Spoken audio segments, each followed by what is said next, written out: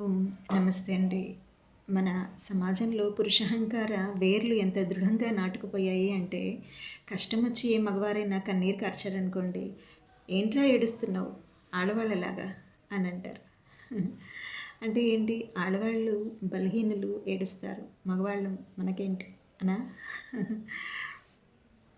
దుఃఖం అనేది ప్రతి మనిషికి సహజమండి. ఎవరికైనా రావచ్చు. అలాగే ఆహ్, బలహీనంగా ఉండడం కానీ, ధైర్యంగా ఉండడం కానీ కూడా సహజం, మానవ సహజం. ఆడవారు కావచ్చు, మగవారు కావచ్చు. కాబట్టి కన్నీళ్ళొచ్చినప్పుడు ఆపుకుంటే మాత్రం ఎంత ప్రమాదకరమైన, ప్రాణాంతకమైన రోగం వస్తుంది అంటే, ఈ రిస్క్ 90% మగవారిలో ఉంది. 10% మాత్రమే ఆడవారిలో ఉంది.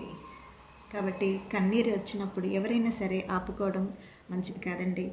మరి ఈ రోగం ఏంటి? దీనికి ప్రమాదం ఏంటి తెలుసుకోవాలి అంటే ఆన్‌లైన్ తరగతులకి రండి.